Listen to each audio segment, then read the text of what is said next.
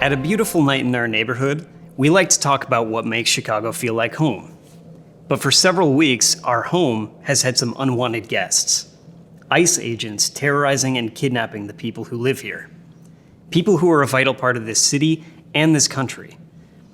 ICE's tactics, with face masks and guns and unmarked SUVs crawling through neighborhoods, are clearly designed for intimidation. And that design works. But it's worth remembering, these are not soldiers, and they're not trained like soldiers or regular police are, as you may know if you've seen anything like this. Get him! Watch out! Watch out!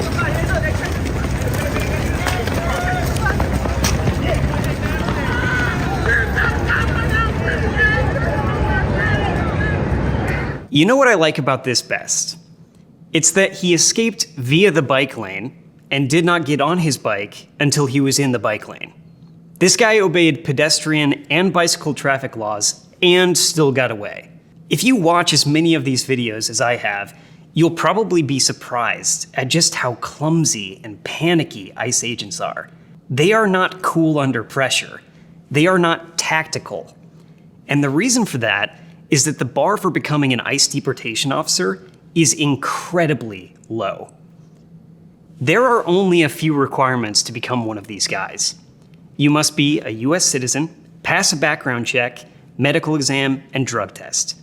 Until recently, you had to be between 21 and 37, but more on that later.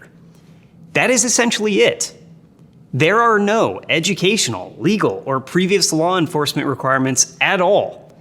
Probably 80% of the people watching this video would qualify. Although, before you rush out and apply, there is one more hurdle to pass.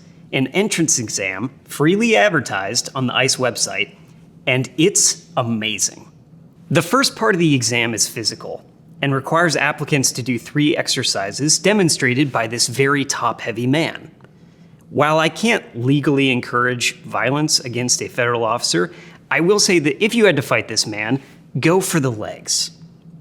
Keep in mind that here he's wearing shorts and a t-shirt, but in the field, he'd be wearing a bulletproof vest, helmet, backpack, and be carrying a gun. If you add a gaiter and those dumb shit Oakleys they always wear, I genuinely think this guy would have to put sandbags on his feet like a cheap basketball hoop to keep from toppling over. And quick note, there is nothing wrong with having chicken legs except when your center of gravity is in your neck. Despite this, he demonstrates the 3 physical tests required to qualify for ICE training. First, the kneel stand test. You must maintain this position throughout the test. 1 leg at a time, stand up. Assume right kneeling. Stand up. This is the most physical therapy-coded entrance exam I've ever seen. This is exactly the type of exercise that a guy named Tyler, who only wears Adidas, makes you do in a strip mall to prove that you've recovered from back surgery. Note that this test doesn't even require you to prove that you can hold a gun out away from your body, just the weight of your own hands.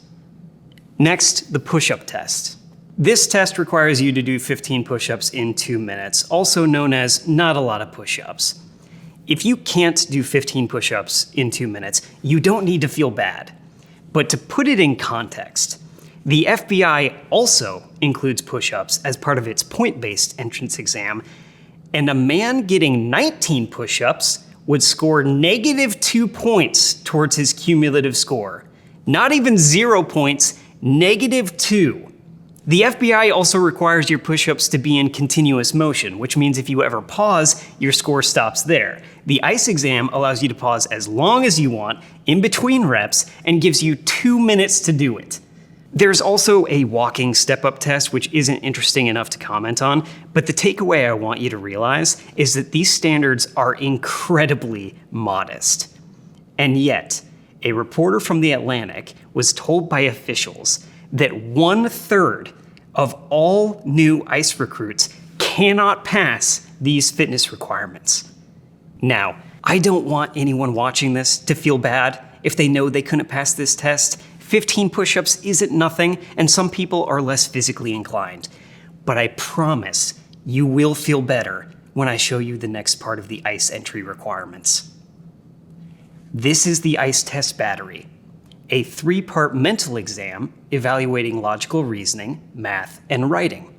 ICE distributes a manual with practice questions and tips, and there are some real doozies. The Logical Reasoning Study Guide goes to the trouble of explaining that some refers to a part of a larger group. For example, all the people at my party speak Spanish does not mean all the people who speak Spanish are at my party, which is helpful to point out because 600 million people speak Spanish, and it seems impractical that they're all at one fiesta. The math test also points out it will be useful to remember that 60 seconds equals 1 minute and 24 hours equals 1 day. Now, not all of the questions on the exam are as simple as this implies, but if you can get through it and score even reasonably well, you will become an ICE deportation officer. Or actually, you won't. You will become, and this is true, an ICE special agent. Because the mental exam I just talked about is for that job, ICE deportation officers don't have to take any mental entrance exam at all. They can skip directly to the ICE training facility in Brunswick, Georgia, where they will, on their first day, be given this handbook. On page 2 of this handbook are the standards of conduct expected of trainees, and it begins with rules regarding the consumption of beverages in the classroom. On page 2. For reference, when I took improv classes at the IO Theater 6 years ago, I also received a student handbook, and the standards of conduct began correctly with the anti-harassment policy. This training program in Georgia used to be 13 weeks long, which is less than 1 semester of college, but this summer it was shortened to 6.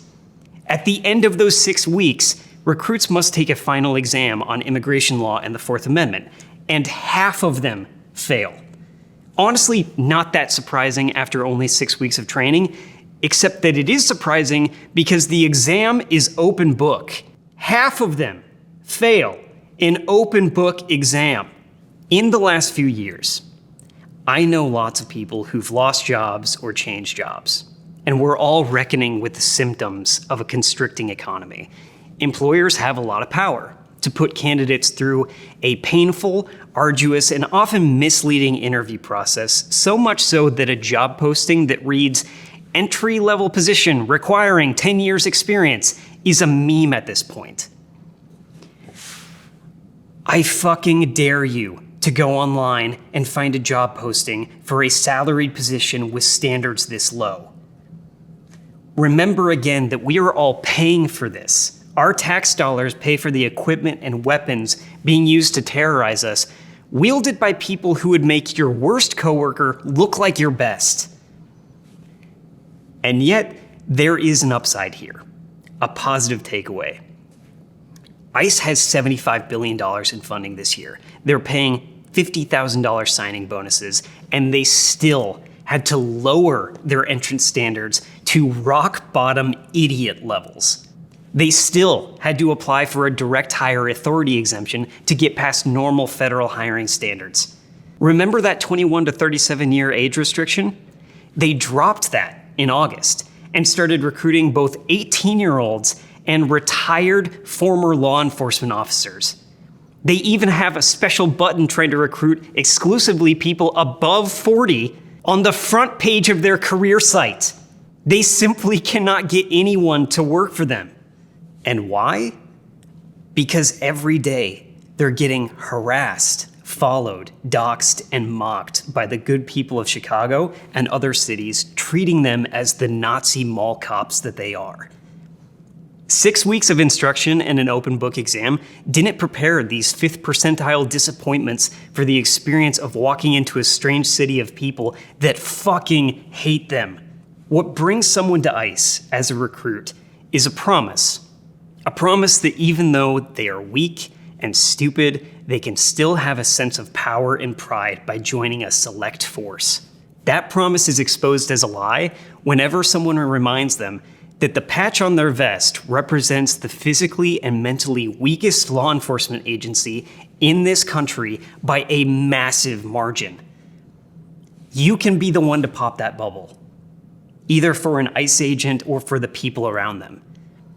In front of a detention facility, at a checkpoint, online, or sitting at a bar with your friends, remind everyone that ICE isn't admired, respected, feared, or even noteworthy.